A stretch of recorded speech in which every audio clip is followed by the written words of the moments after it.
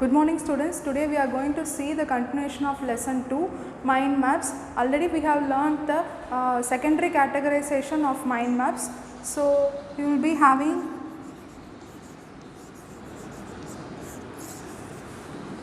the history used for various purposes, places, devices, and you will be having hardware. So now we are going to learn the process to arrive at the final level of mind map. So how we are going to analyze and decide the step-by-step procedures to draw the final mind map we are going to see. So first you have to examine each and every categories and its subcategories. You have to examine each categories. Then you have to analyze the information given in each categories. Then we have to analyze the information given in each categories. So how do you analyze the information? There are 3 steps. First we have to merge the categories.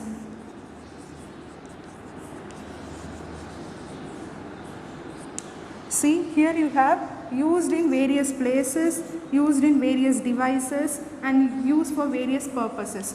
So these all a common point called uses. So now you can merge these 3 categories into one category and you can write it as uses, and from that they can be places, purposes and devices.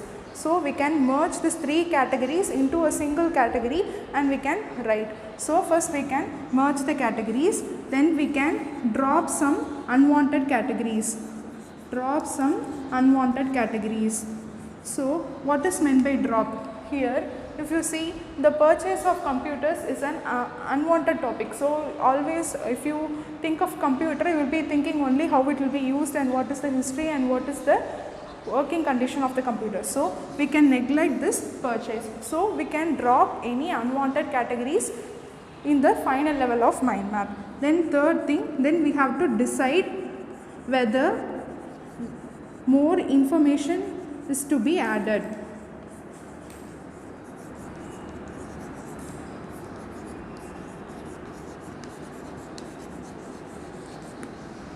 Okay, then we have to decide whether we need to add any information extra. So here if you see hardware, if you think of a computer, we won't think only about the hardware, we will think about the software also. So hardware and software, if you combine these 2 things and we can write it as working. So working of a computer, that includes hardware and software. So thinking of a computer means we cannot tell only the hardware part alone, we want to think about the software also. So we are merging these 2 topics and we are putting under the heading working. So some categories if you merged, then for merging uses, we are merging all the 3 uses into single one, and if you are modifying, so you instead of hardware you should think software also. So we are modifying it under the heading called working. So computer working means hardware and software, you should think about 2. And now we can draw, after following all these steps, now we can draw our final level of mind map, which includes uses. It can be used in various places, purposes and devices. Various places means we can tell for schools, colleges we can use. For purposes means for word processing, for internet application we can use. Various devices means we can use in computer, laptop, mobiles, etc. Then history of computers, microprocessors, abacus, everything include in the history of computers. Then we are talking about the working. Working includes both the hardware and software parts of the computer. So this is a final level mind map of our computer. So with this we conclude our unit 2, and we are moving on to lesson 3, which is synthesis of information, uses of computer.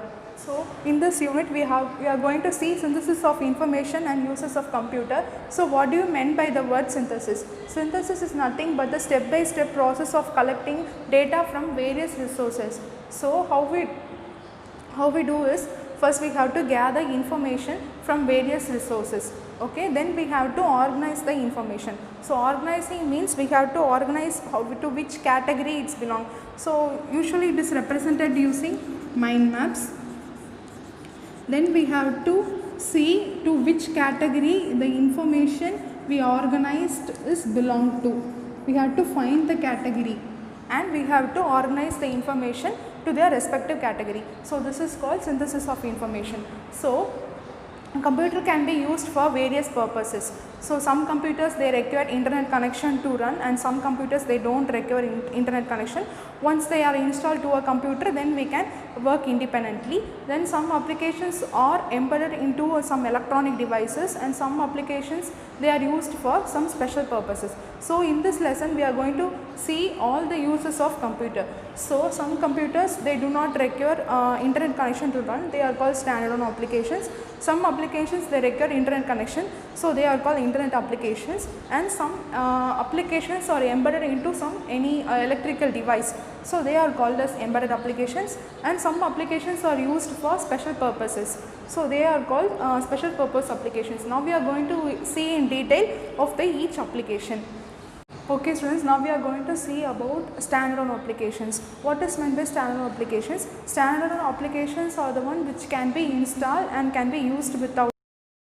So these applications they require internet connection to be installed, and after that they can work independently on a computer. Some applications are defaultly they are installed in our computer, and some applications they require internet connection to be installed in our computer, and after that they can work independently. So these include educational games. For educational games there is StuckMath and K-Geography. We can use it to revise our subject and gain knowledge about our subject.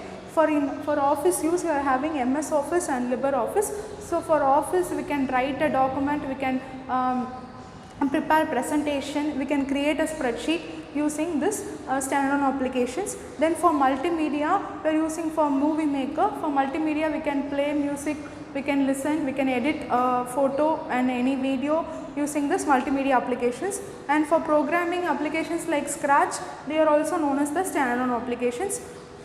For programming various languages we use this standalone applications. So these are the examples for standalone applications. They are educational games, office, multimedia and programming. Now we are going to see about our internet applications. Applications which require internet connection to run, they are known as internet applications. So example, for it's used for communication. For communication Gmail and Skype we are using. So for this communication we have to install the app in our computer and only then we can use it. So then we are using for searching information, it's called browsing. Using Google we can search any information. And we are using for online transactions like Flipkart, IRCTC and Amazon. We can buy any book, any product like anything in Flipkart, and we can book ticket in irctc.co.in. So we are using for online transaction. For using this online transaction, first we should install the app and we have to register in it. That means we have to create an account in these three of the websites before we are using that. It is mandatory to register for online transaction. Then we are going to see about the education. Internet applications are a great source for education. So they are providing us to learn various subjects using this education. So in internet application there is two type of connection. One is wired connection and another one is wireless connection. One is wired connection and another one is wireless connection. So what is meant by wireless connection is in any public places like railway stations, in the airports, we can access to the Wi-Fi they provide. So a Wi-Fi device is mounted on a wall and we can access through it. So what is meant by the wired connection is a cable is connected to a router. So if it is connected, then we call it as a wired connection. So we can use in our homes, schools, we are using wired connection, and in any public places like railway stations and airports we are using wireless connection. Then we are going to see about embedded applications. A small computer in any electronic device is called an embedded application. So the application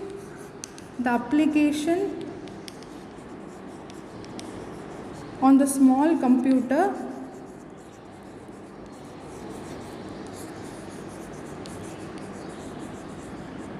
is known as an embedded application. For example, we may see some toys while some cars, they are having a small computer embedded to it, so that they do not dash on the walls. When its sensor is there, and when we find that it is going to dash on the wall, it automatically turns and goes in other way. So a small electronic device is embedded into it. So what meant by the word embedded?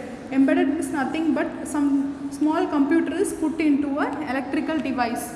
Okay, that small computer has an application, and that application is known as the embedded application. So it is used in electronic devices like Kindle. What do you mean by the word Kindle? Kindle is an handheld device. Okay, small device. It is used to read books, magazines, newspapers, etc. First we have to connect it to the internet, then we have to download any e-book and we can read it using this Kindle device. And for self-diagnostic devices, they also having an embedded applications in it. So the blood sugar monitor and blood pressure monitor we have in our home, no? So that is where the having embedded applications in it. Then appliances like our digital camera, washing machine, video games we are playing, no? So they are also having the embedded applications in it. Then smart cards like identity card and credit card. When we swipe the card, that machine gets connected to a bank computer, and when it authorizes whether it is our card or not. So for that we are using the embedded applications, and we are using for GPS. GPS is nothing but global positioning system. Hope you are all aware about that. They are used to find the location. We can share our location, we can find someone's location where they are, and we can reach from our home to their home. So for that we are using GPS. GPS is available in all our mobile devices also. So they are also using the embedded applications. So now we are going to see about the special purpose applications. Special purpose applications are nothing but that data are collected from various resources, processed, and they provide us further information to take necessary actions, or known as special purpose applications. So once again I repeat, they are the applications in which they gather data from various resources, it is processed, and they provide us further actions. What is required to be taken is known as the special purpose applications. So first we are going to see in medicine. We know about X-ray machines. So in X-ray machines they are used as a special purpose applications. They provide information to the doctor. With that the doctor can analyze the condition of the patient. So for medicine they are used in sonography, in X-ray machines, and in CT and MRI scan we are using. And to forecast the weather conditions, they are predicting, so tsunami, cyclone, any rainfall will come. So for prediction of weather we are using this special purpose applications. And in defense we are using to target a missile and to detect a mine, we are using this special purpose applications. And in cellular communications we know that our towers, we see mobile towers, they provide us the network connection to connect with the mobile. So they transmit their data to our service providers. For example, if you are using Airtel, then they transmit our data to the service provider, and with that we can connect to various cell phone users. Then they provide us the customer data to the, or provide our customer data to the service provider. Then with that they can track our mobile signal. The service providers can track our mobile signals by using this special purpose applications. And it is also used in space research. So to plan a space mission and to process, monitor and control the satellites, we are using the space application. It is also used in space research. So these are the uses of the special purpose applications. Okay, with that now we saw all the uses of computer application, and now we are going to see the multiple ways of categorization. How we can categorize all these information to arrive at the final level of mind map of uses of computers. So the steps followed are, first we have to group the information. So we have seen many informations like for standard applications, internet applications, embedded applications. So we have to group all these information. Then the information can be categorized based on the common features in it. So based on the common features we can categorize the information. Then there is no single way of categorization. So categorization is our own idea. We can categorize into anything. For example, the self-diagnostic devices we have seen, or self-diagnostic devices, they can be both in embedded applications as well as also in special purpose applications. So the categorization, either we can do it in embedded applications or also in special purpose applications. So it is all depend upon our own idea. Then label for each category is selected. When you are grouped all the information and then you are categorized, then you have to give a particular name for it. So we have to label the each category. Then one item can belong to multiple categories. As we see in the self-diagnostic devices, they belong to embedded applications and also for special purpose applications. So we can see the information, they belong to one category or two categories. So arranging that in their category is depending upon our own choice.